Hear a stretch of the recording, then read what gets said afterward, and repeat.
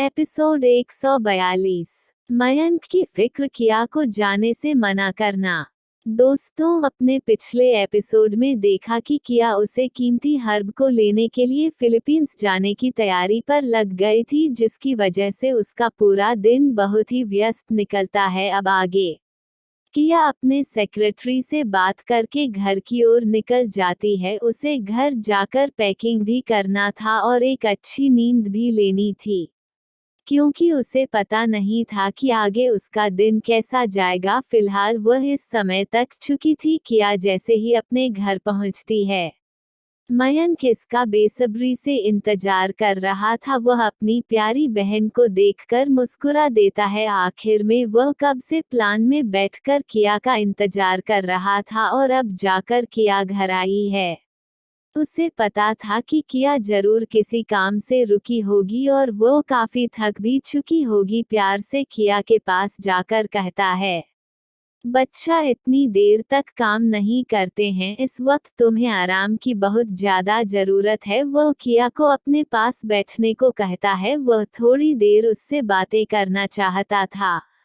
किया को भी पता है कि उसका भाई अगर यहाँ बैठकर उसका इंतजार कर रहा है तो उसे थोड़ा वक्त अपने भाई को देना चाहिए। इस वजह से थके होने के बावजूद किया मयंक के साथ जाकर सोफे पर बैठ जाती है।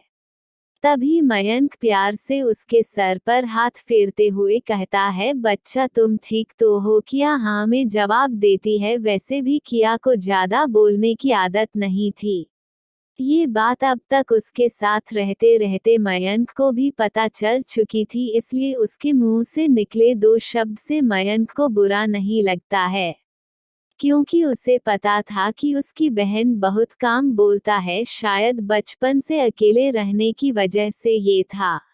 मयंक कहता है कि प्रिंसेस, अगर तुम्हें किसी भी तरह की हेल्प की जरूरत है तो तुम मुझसे कह दो। मैं तुम्हारे सभी कामों को करने में सक्षम हूँ और कर भी सकता हूँ, इसलिए तुम्हें अकेले परेशान होने की जरूरत नहीं है। प्लीज, अगर कुछ ऐसा है तो मुझे बताओ। किया को समझ नहीं आ रहा था कि वह अपने भाई को क्या कहें।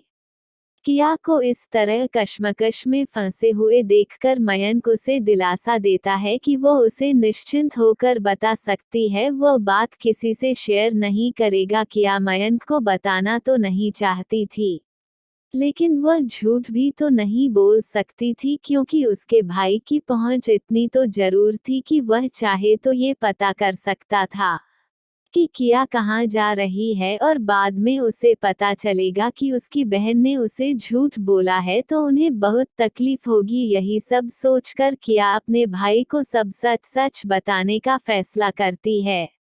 वो मयंक की तरफ देखकर बहुत ही आस्ते से बोलती है, भाई। मयंक के कानों में जब ये शब्द जाता है तो पता नहीं क्यों किया के मुंह से यह शब्द सुनकर उसे अपने दिल में बहुत ही खुशी महसूस होती है।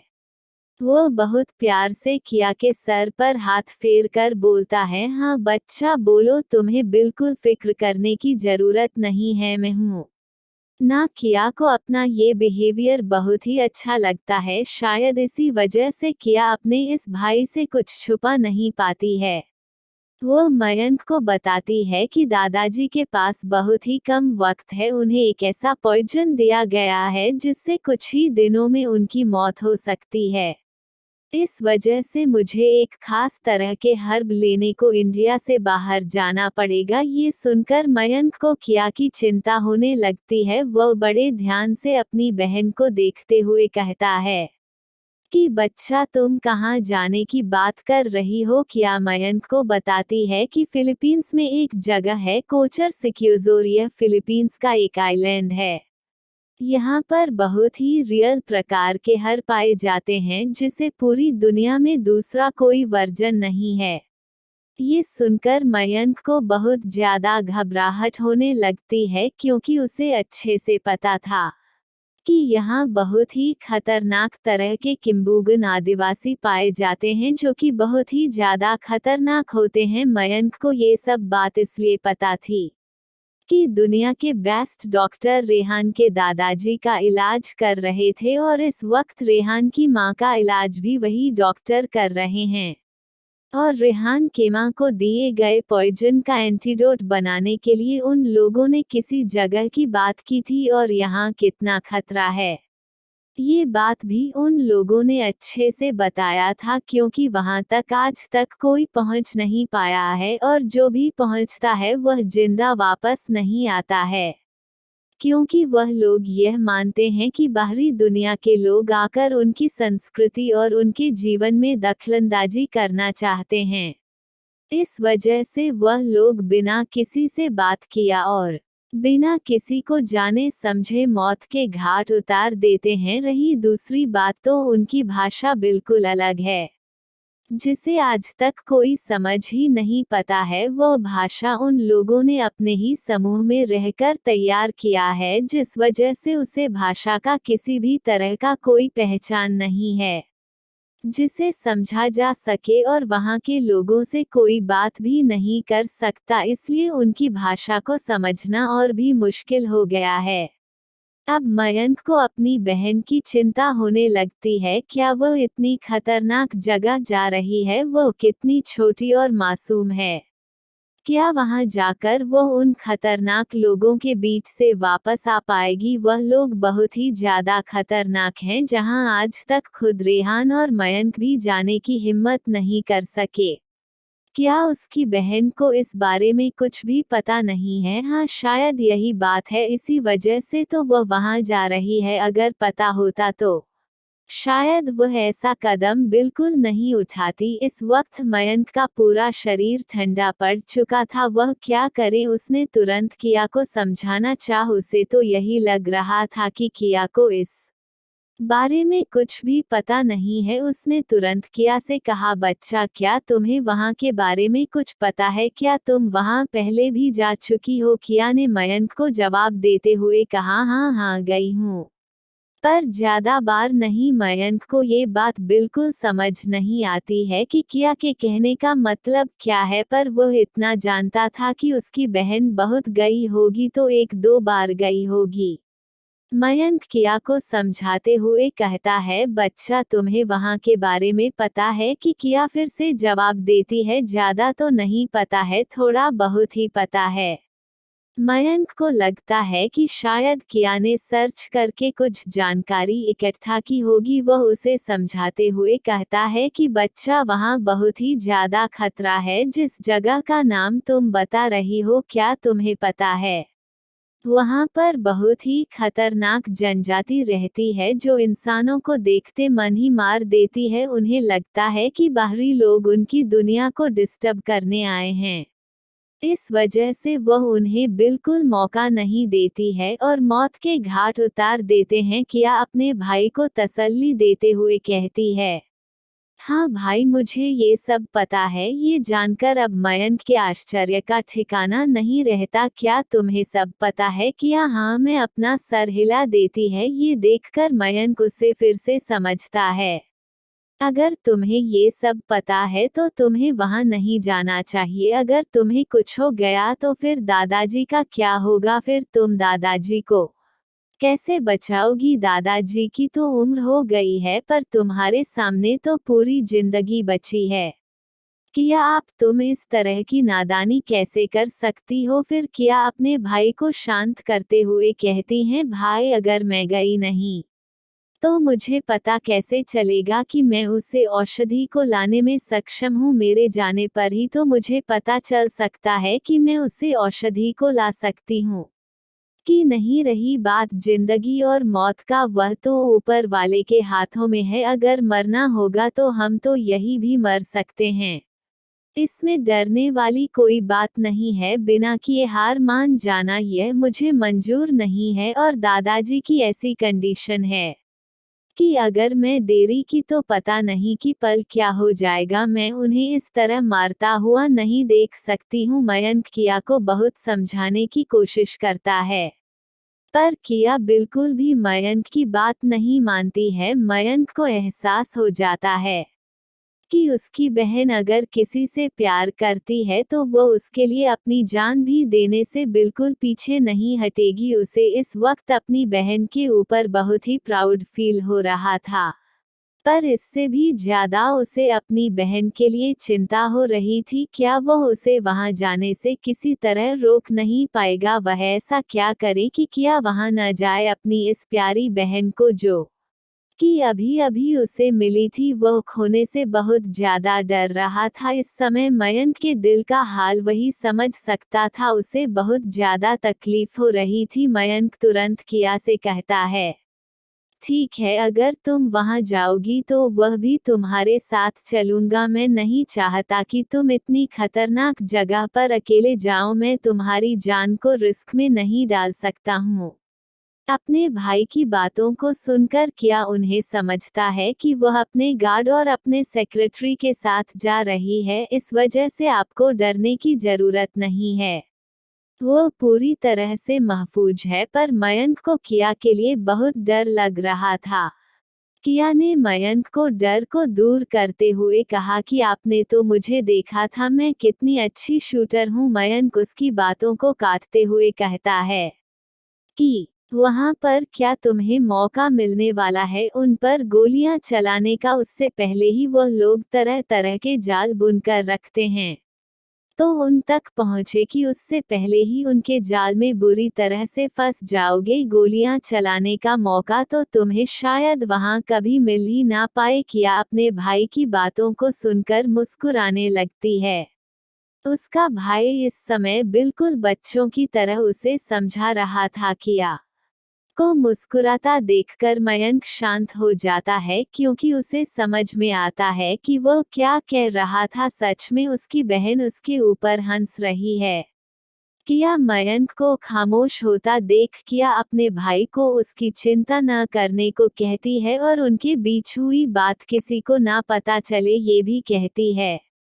वही मयंक को समझ नहीं आ रहा था कि वह किया को अब किस तरह से समझाएं। किया मयंक के पास अब और देर नहीं बैठ सकती थी, क्योंकि उसके पास सीमित टाइम था। वह अपना एक एक मिनट भी बर्बाद नहीं कर सकती थी।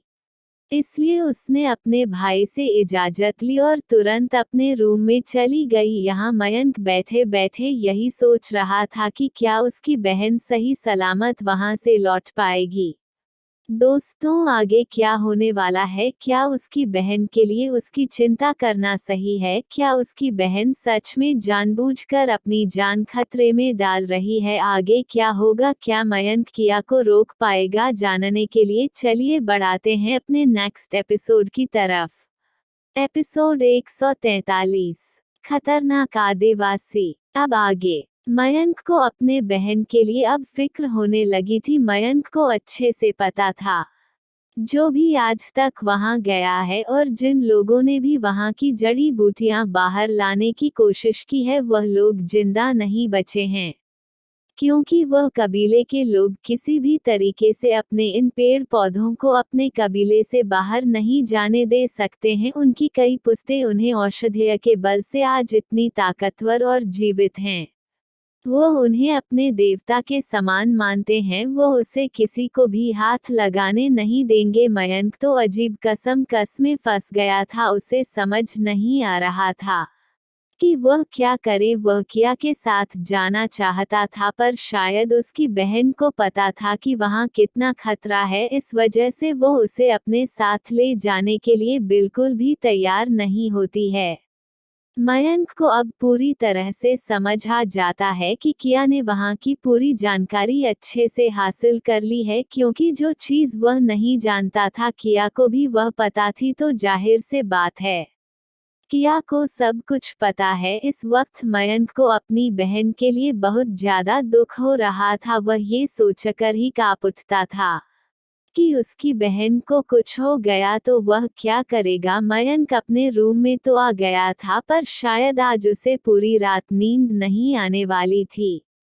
वहीं दूसरी तरफ किया के बाहर जाने से अनजान सभी लोग चैन की नींद सो रहे थे। शायद अगर उन लोगों को पता चल जाता तो वह लोग किसी भी कीमत पर किया को वहां जाने नहीं देते। पर किया ने सबसे यह बात छुपा कर रखा था। उधर किया अपने रूम में पहुंचकर जल्दी से शावर लेती है और आकर अपने बेड पर आराम से लेट जाती है। लेट होने की वजह से किया ने खाना अपने फार्म हाउस में ही खा लिया था। इस वजह से अब बस उसे एक अच्छी नींद लेनी थी। धीरे धीरे रात बीत गई और सुबह की नई किरण खिल गई। किया रोज की तरह उठकर अपने एक्सरसाइज करती है, फिर उसके बाद वह जल्दी से फ्रेश हो अपनी पैकिंग करने लगती है। उसे ज्यादा कुछ अपने साथ नहीं ले जाना था। वह अक्सर अपने मेडिकल किट और अपने साथ कुछ ऐसे वेपन लेती थी जो कि उसने ही मॉडिफाई किया था, जो इस तरह से होता था कि देखने पर वह किसी को हथियार तो बिल्कुल नहीं लगता था। किया अपने साथ ज्यादा कपड़े नहीं लेती है, उसे पैसों की कोई कमी नहीं थी और लगभग हर जगह ही उसके माल या उसकी कंपनी होते थे, जिसकी वजह से यह सारी सुविधा उसे तुरंत ही प्रोवाइड हो जाती थी। आप किया ब्रेकफास्ट के लिए नीचे आ जाती है। वह देखी है कि नीचे अब तक सभी लोग पहुंच चुके हैं सिवाय सायरा के। वैसे भी किया को सायरा से कोई फर्क नहीं पड़ता था, तो वह भी डाइनिंग टेबल की तरफ बढ़ जाती है। अमन और विवान किया को देखकर जल्दी से जाकर उसके गले से लग जाते हैं। विवान तो बिल्कुल बच्चों की तरह है, किया के पास ही चिपक जाता है। तभी अमन जल्दी से चेयर खींच कर किया को बैठा देता है। तब तक नाश्ता लेकर किचन से किया की माँ भी आ जाती है। वो किया को देखकर प्यार से उसके पास जाकर उसके सर पर हाथ फेर उसके माथे को चूम लेती है और कहती है, गुड मॉर्निंग बेटा। किया भी सबको विश करती है। उसकी माँ किया को शिकायत करते हुए कहती है, तुम पूरे 2 दिन से मुझे नहीं मिली हो। तुम्हें देखने के लिए मेरी आंखें तरस रही थी। बेटा अपनी माँ पर थोड़ा तरस खाया करो और सुबह शाम अपना चेहरा मुझे दिखा दिया करो। ये कहते हुए उसकी माँ के होठों पर बड़ी सी मुस्कुराहट थी। किया भी मुस्कुराकर अपने माँ की तरफ देखने लगती है और कहती है, सॉरी माँ, मुझे कुछ ज्यादा काम आ गया था, इस वजह से मैं घर नहीं आ पाई थी। किया की माँ उसे प्यार से कहती है, बेटा इसमें सॉरी कहने की कोई बात नहीं है, बस हमें तुम्हारी चिंता रहती है, इसी वजह से हमने ऐसा कहा। किया को भी समझ आ रहा था कि उसकी माँ को उसकी चिंता होगी, पर किया अब क्या कहकर इतने दिनों तक इन सब से दूर जाए। इस वक्त किया को कुछ समझ नहीं आ रहा था। किया के पापा भी किया को अपना ध्यान रखने के लिए कहते हैं। इस वक्त किया के पापा किया के प्लेट में नाश्ता लग रहे थे। उन्हें अपनी प्यारी बेटी को खाना सर्व करना बहुत ही अच्छा लगता था। प्यार से अपनी बेटी की तरफ उसका प्लेट करते हुए कहते हैं, बच्चा पहले तुम कुछ खा लो, तुम्हें भूख लगी होगी, फिर हम बातें करेंगे। किया भी अपने पापा की बात मानकर अपना प्लेट लेकर खाना शुरू कर देती है। उधर मयंक का तो चेहरा बिल्कुल मुरझाया हुआ था। उसे पता था उसकी बहन किस खतरनाक जगह पर जा रही है। इस वक्त उसका दिल कर रहा था कि वह जोर जोर से सबको चिल्लाकर बता दे, जिससे सब मिलकर किया को रोक ले, पर किया को किए गए प्रॉमिस की वजह से वह कुछ कह नहीं पा रहा था। वही तब तक सायरा भी आ जाती है। वो किया को देखकर बिल्कुल जल्द भूल जाती है।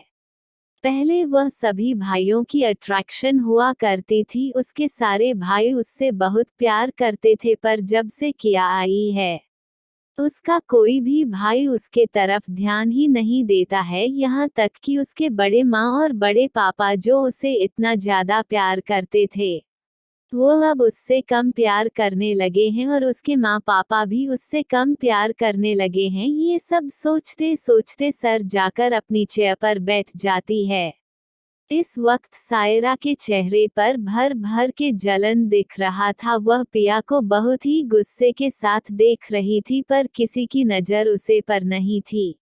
सबकी नजर तो बस किया पर ही थी। इस वजह से उसकी इस हरकत को कोई भी नहीं देख पाता है। वही अमन और दीवान, जो कि सायरा के भाई थे, वह किया को कुछ ना कुछ खिलाई जा रहे थे। ये देखकर तो सायरा के तन बदन में आग लग जाती है। उसके ये दोनों भाई कितने बड़े बेवकूफ हैं, अपनी बहन को छोड़कर दूसरे की बहन पर प्यार लुटा रहे हैं। आज तक उसे जब प्यार मिलता था तब यह अपना पराया समझ नहीं आया था।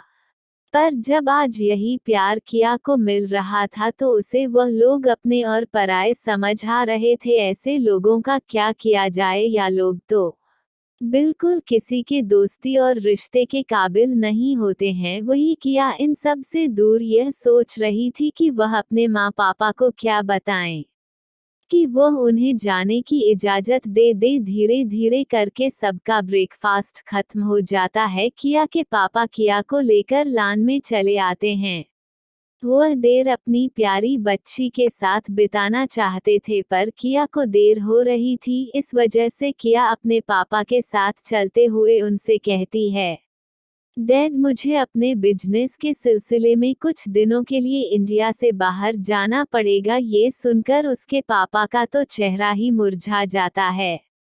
क्या फिर से वह लोग अपनी प्यारी बेटी के साथ बिल्कुल भी वक्त नहीं बिता पाएंगे? तभी किया उन्हें समझता है कि उसका जाना बहुत जरूरी है, वरना वह नहीं जाती और आप लोगों के साथ कुछ वक्त बिताती। पर शायद कंपनी में कोई बड़ी प्रॉब्लम आ गई है। अगर वह नहीं गई तो सब कुछ खराब हो जाएगा। ये सुनकर अब किया के पापा कुछ नहीं कहते हैं, क्योंकि वह भी बिजनेसमैन थे और उन्हें पता था कि अचानक कब कहाँ कैसी प्रॉब्लम आ जाए कुछ कहा नहीं जा सकता था। और अगर प्रॉब्लम को वक्त पर सॉल्व नहीं किया गया तो वह इतना बड़ा इशू बन जाता था कि उसकी वजह से कंपनी को बहुत बड़ा नुकसान उठाना पड़ जाता था। और उनकी बेटी की कंपनी इतनी बड़ी है कि अगर कोई बड़ा इशू ना होता तो शायद किया जाने की बात ना करती। यह समझते हुए उसके पापा उसे अपना ध्यान रखने की हिदायत देने लगते हैं और वो उसे तरह तरह की बातें समझने लगते हैं, क्योंकि किया अभी भी उनके सामने बच्ची है। वो तो उसे बिल्कुल बच्ची की तरह ही समझ रहे थे। किया को अपने पापा का ये केयर देखकर बहुत अच्छा लगता है। आज से पहले उसने कभी किसी ने इस तरह से अपनेपन से कुछ भी नहीं कहा होगा, पर आज उसे अपने पापा का यह अपनापन बहुत ही अच्छा लग रहा था। किया उन्हें बताती है कि उसकी फ्लाइट सुबह के वक्त ही है, इस वजह से उसे जल्दी ही निकालना पड़ेगा जिससे वह समय पर वहां पहुंच सके। पापा भी समझ सकते थे, इसलिए वह उसे जाने की परमिशन दे देते हैं। ये बात जब किया के घर में उसके भाई और मां को पता चलता है तो वह सब किया के रूप में जल्दी से आ जाते हैं। किया को अपना सामान पैक करते देखा वह लोग अपना मुंह लटका लेते हैं। क्या किया फिर से उनसे दूर जा रही है, पता नहीं क्यों। इस वक्त किया की मां को बहुत ज्यादा बुरा लग रहा था। ऐसा लग रहा था मानो उनके बच्चे उनसे बहुत दूर जा रही है। उनका दिल जोरों से धड़क रहा है, जबकि किया पहले भी तो जा चुकी थी, लेकिन इस बार क्यों कुछ अलग एहसास हो रहा है। क्यों एक डर मन में भर रहा है। किया की मां को कुछ समझ नहीं आ रहा था। वह तुरंत किया को गले से लगा लेती हैं। इस वक्त उनकी आंखों में आंसू आ गए थे। वह अपने आंसुओं को छुपाते हुए किया से कहती है, बच्चा तुम कितने दिनों के लिए जा रही हो? किया अपनी मां की तरफ देखते हुए कहती है, पता नहीं मॉम, जब तक मामला सॉल्व नहीं हो जाएगा मुझे वहाँ ही रहना होगा। जैसे ही सब कुछ ठीक हो जाएगा मैं आ जाऊंगी। कोशिश करूंगी कि जल्दी ही सब कुछ खत्म कर लूं। उसकी माँ अपनी इस छोटी सी प्यारी सी बच्ची को इस वक्त देख रही थी, जो कि महज अभी 18-19 साल की हुई होगी, लेकिन उसके सर पर कितनी ज्यादा जिम्मेदारियां हैं। जो उम्र बच्चों के खाने खेलने की होती है, उसे उम्र में किया इतनी बड़ी बड़ी जिम्मेदारियां निभा रही है। काश वो कुछ उसकी हेल्प कर पाती, पर शायद उसकी बच्ची इतनी खुददार है कि वो अपनी परेशानियां किसी को भी शेयर नहीं करती है। वही विवान और अमन का भी चेहरा लटका हुआ था। विवान किया से कहता है कि 1 महीने बाद रेस होने वाली है, क्या भी आप मुझे वहां नहीं ले चलोगे? किया प्यार से उसके सर पर हाथ रखते हुए कहती है, 1 महीना अभी बहुत वक्त है, तब तक तो मैं आ जाऊंगी। यह सुनकर विवान के चेहरे पर मुस्कुराहट आ जाती है। क्या सच में उसकी दी 1 महीने तक में वापस आ जाएगी? अमन को तो बिल्कुल समझ नहीं आ रहा था कि किया ऐसे अचानक किस प्रॉब्लम में फंस गई है। उसे इस वक्त किया के चेहरे को देखकर कुछ भी पता नहीं चल रहा था, पर उसे पता था कि उसकी बहन अपने इम्प्रेशन को छुपाने में कितना ज्यादा माहिर है। पर उसे सच में कुछ गड़बड़ लग रही थी। वह आखिर में एक एजेंट था। वह सब कुछ शक के दायरे में ही देखा करता था, इस वजह से उसे कुछ तो गड़बड़ लग रही थी। वही इस समय किया को मिलने के लिए उसका मयंक भाई नहीं आया था, तो उसे कुछ शक हो रहा था। शायद मयंक भाई को सब कुछ पता है, और आज सुबह से ही उसने मयंक का चेहरा बिल्कुल उदास देखा था। वह भी किया से प्यार से मिलता है और किया के हाथों से लगेज लेकर रूम के बाहर जाने लगता है। कम से कम वह अगर कुछ हेल्प नहीं कर सकता तो उसका लगेज जिसके गाड़ी तक तो पहुंचा ही सकता है। अमन को पता था कि वह किया को कितना भी कहेगा उसे अपने साथ ले जाने के लिए, पर किया उसे अपने साथ बिल्कुल भी नहीं ले जाएगी। लेकिन फिर भी अमन एक ट्राई करना चाहता था। वह से कहता है कि वो उसके साथ उसकी हेल्प के लिए चलना चाहता है, पर किया उसे साफ साफ मना कर देती है। वह कहती है कि कोई ज्यादा बड़ी प्रॉब्लम नहीं है, इस वजह से वह अकेले ही सॉल्व कर लेगी। अगर कुछ प्रॉब्लम हुई तो वह उसे जरूर बता देगी। अमन को पता था किया का यही जवाब होने वाला है, इसलिए वह उससे बिल्कुल भी आर्ग्यूमेंट नहीं करता है। किया अब तक अपनी गाड़ी के पास आ चुकी थी। इस समय किया अपने घर से बिल्कुल अकेले ही निकल रही थी, पर घर के बाहर उसकी सिक्योरिटी पूरी तरह से तैनात खड़ी थी।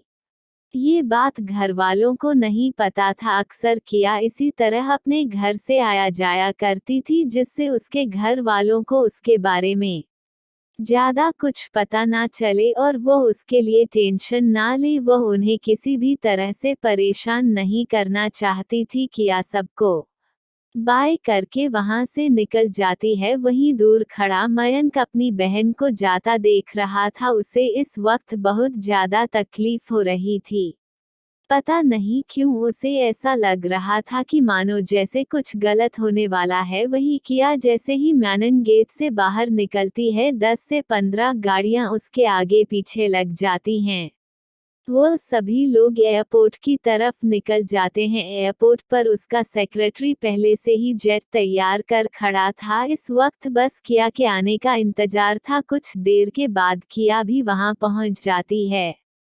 जैसे ही किया पहुंचती है, शंकर तुरंत ही किया के पास आकर उसे ग्रेट करता है।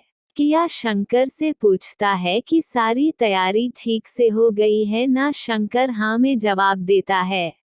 कोई कुछ नहीं बोलता। वह सभी अपने जेट की तरफ बढ़ जाते हैं। किया सीधा जाकर अपने प्राइवेट रूम में चली जाती है। वहीं उसके स्पेशल गार्ड और शंकर वह सभी जेट पर बैठ जाते हैं। के बैठते ही जेट ने उड़ान भर दिया था। का सफर शुरू हो गया था फिलीपींस के लिए। आगे का सफर कैसा होने वाला था, किया को आगे कौन कौन से मुसीबत का सामना करना पड़ेगा, ये तो आने वाले वक्त में ही पता चलेगा। फिलहाल हम बढ़ाते हैं अपने नेक्स्ट एपिसोड की तरफ। एपिसोड 144, सरा आइलैंड एके का। अभी तक आपने पिछले एपिसोड में देखा कि किया अपने घर से परमिशन लेकर और मयंक को सब कुछ सच बताकर फिलीपींस के लिए निकल जाती है। अब आगे इस समय फिलीपींस पहुंचने में उन्हें काफी वक्त लगने वाला था। इस वजह से किया कुछ देर अपने प्राइवेट रूम में अपने वक्त को करती है और फिर सारे काम खत्म करने के बाद वह आगे के लिए एक अच्छा सा प्लान बनती है। फिर उसके बाद वह आराम करने के लिए लेट जाती है। इस बीच उसने लंच और डिनर भी कर लिया था। लगभग 12 घंटे के बाद वह लोग फिलीपींस की धरती पर लैंड करते हैं। उन लोगों ने सिकोनोर के पास ही लैंड किया था, से उनका ज्यादा से ज्यादा वक्त बच सके। किया के पास कई हिडन आइडेंटिटी थी, इस वजह से उसे अपने जेट को कहीं भी लैंड करने में कोई प्रॉब्लम नहीं होती थी। बस उसे पहले से ही सूचित करना पड़ता था और उसे कहीं भी आने जाने में किसी तरह की वीजा वगैरह की प्रॉब्लम भी नहीं होती थी। उसकी कई हिडन आइडेंटिटी थी। बस उसे वहां के सरकार को अपने आने की खबर देनी पड़ती थी। इस तरह से किया कहीं भी आराम से आ जा सकती थी। इस वक्त भी किया फिर किसी भी प्रॉब्लम के आराम से फिलीपींस की धरती पर उतरती है। दूर दूर तक वहां जंगल ही जंगल फैला हुआ था। वहां के जंगलों से आने वाली खुशबू बहुत ही अच्छी और एनर्जी थी, जिससे साफ पता चलता था कि वहां बहुत ही अच्छे तरह की जड़ी बूटियां पैदा की जाती होगी। वहां की हवाओं में बहुत ही ताजगी थी। किया के साथ साथ उसके सारे लोग भी उसके चारों तरफ आ जाते हैं। अब बस उन्हें किया के कमान का इंतजार था। किया ने पहले ही अपने रुकने की व्यवस्था वहां कर ली थी। वैसे भी वह डॉक्टर केआर के रूप में यहाँ पर बहुत से अमीर लोगों पर एहसान किया था, जिस वजह से उसे हर तरह की सुविधा यहाँ आराम से मिल जाएगी। ये किया को पहले से ही पता था। किया वहां पर बुक किए गए होटल में उन सब के साथ चली जाती है। रात बिताने के बाद अब सुबह उसे अपना काम शुरू करना था। जैसे ही सब लोग अपने अपने रूम में जाते हैं, किया अपने सेक्रेटरी और शंकर के साथ अपने रूम में आ जाती है। वहां पर वह अपने लैपटॉप को खोलकर तुरंत वहां के डाटा को हैक करती है और अपने काम पर लग जाती है। लगभग आधे घंटे से भी कम समय में उसने वहां की सारी जानकारी निकाल ली थी। इस जानकारी के मुताबिक फिलीपींस में राजा रानी का बहुत बड़ा आधिपत्य है, लेकिन उसके बावजूद यहाँ एक शख्स ऐसा भी है जिसे आज तक किसी ने जल्दी नहीं देखा है और उसे एक के नाम से जाना जाता है। यहाँ पर इस इंसान का राजा रानी से भी ज्यादा लोग सुनते हैं, और जहाँ तक जानकारी है उसे कबीले के लोग मात्र इस एक इंसान से आज तक मिले हैं और वो उसकी रिस्पेक्ट करते हैं। शायद उसने उनकी किसी तरह से बहुत बड़ी हेल्प की थी, पर इस वक्त किया को ये जानना जरूरी था कि ऐसी कौन सी मदद थी जिसके वजह से वो काबिले वाले उसे व्यक्ति के आगे झुक गए थे। कहीं पर भी यह डिटेल फील नहीं थी, फिर भी किया तो किया थी। वह फिर से सारी जानकारी निकालने में लग जाती है। वह धीरे धीरे करके एक एक की जानकारी निकलती है, पर उसे उसमें ज्यादा कुछ नहीं मिलता है। यहाँ तक कि उसे उसकी एक फोटो भी नहीं मिलती है। शायद वो बहुत ज्यादा माहिर है अपनी पहचान छुपाने में। वो बहुत कोशिश करती है करने की, पर शायद उसके पास भी बहुत अच्छे हैकर हैं जो उसकी सिक्योरिटी को बहुत मजबूत बनाकर रखे हुए हैं, जिसकी वजह से किया उसकी सिक्योरिटी को नहीं तोड़ पा रही है। पर अगर किया कोशिश करेगी तो वह जरूर तोड़ पाएगी, लेकिन इस वक्त उसे इस व्यक्ति के बारे में ज्यादा जानने की इच्छा नहीं हो रही थी।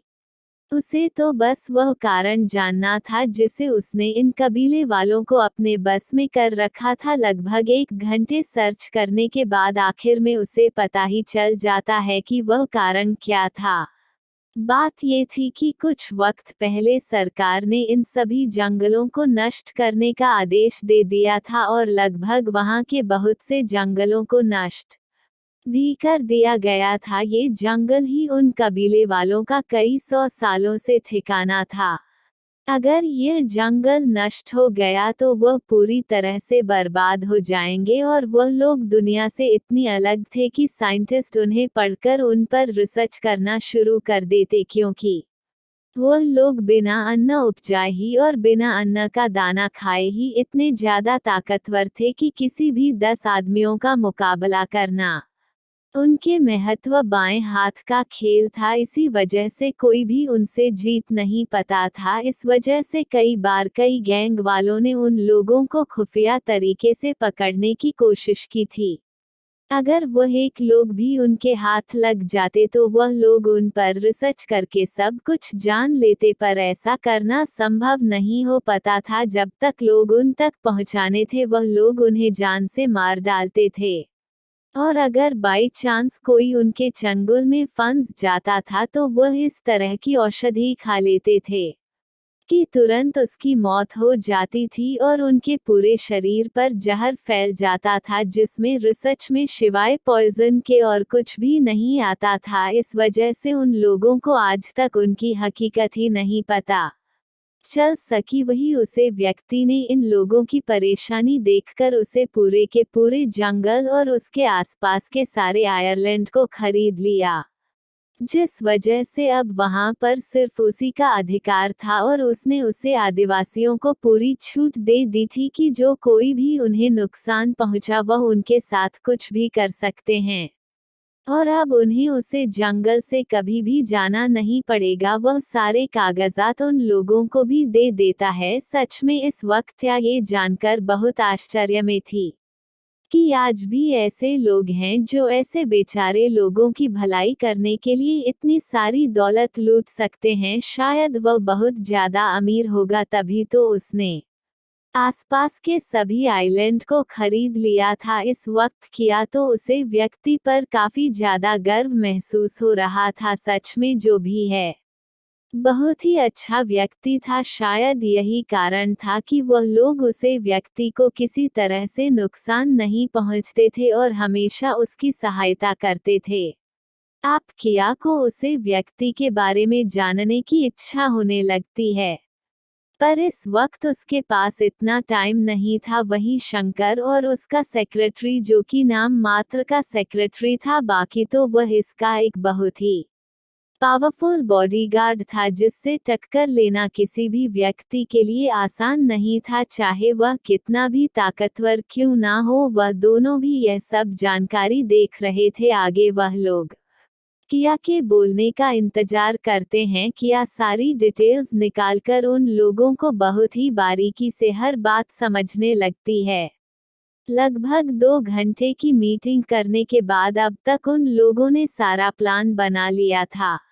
बस अब इंतजार था तो सुबह का, जिससे वह अपने मंजिल की ओर आगे बढ़ सके। वह उन सभी को जाकर आराम करने के लिए कह देती है जिससे कि कल सब ठीक से कम कर सके।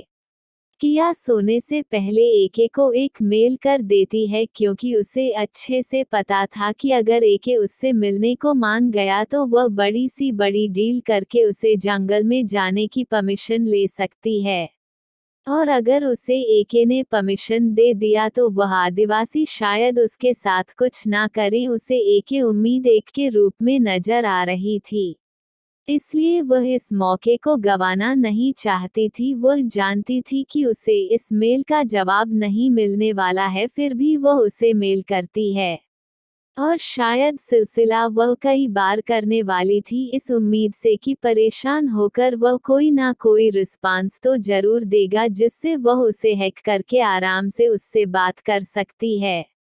धीरे धीरे रात बीतने लगी थी, पर दूसरी तरफ से अभी तक कोई भी रिस्पांस नहीं मिला था। किया को डर था कि अगर उन लोगों ने कुछ भी रिस्पांस नहीं दिया तो वह उनसे कांटेक्ट नहीं कर पाएगी। धीरे धीरे वक्त बीत जाता है और सुबह हो जाती है, फिर भी दूसरी तरफ से कोई रिस्पांस नहीं मिला था। किया को पता चल चुका था कि वह लोग हद से भी ज्यादा चतुर हैं। शायद उन लोगों को उसकी ट्रिक समझ में आ गई थी। वो खुद को उन्हें स्मार्ट कहने से नहीं रोक पाती है। वो उठकर जल्दी से अपने काम खत्म करके तैयार हो जाती है अपने आगे के सफर में निकलने के लिए। तो दोस्तों, आगे क्या होने वाला है? क्या सच में किया वह कोई रिस्पांस नहीं मिलेगा, या फिर किया एके से बात करने में कामयाब हो जाएगी? और क्या एके बिना किसी रीजन के उसे अपने आयरलैंड में घुसने की परमिशन दे देगा? आगे स्टोरी बहुत ही दिलचस्प होने वाली है, तो स्टोरी को सुनना बिल्कुल ना भूले। मिलते हैं आपसे अपने नेक्स्ट एपिसोड में। जाने से पहले कमेंट जरूर करिएगा और लाइक सब्सक्राइब करना बिल्कुल नहीं भूलिएगा। धन्यवाद।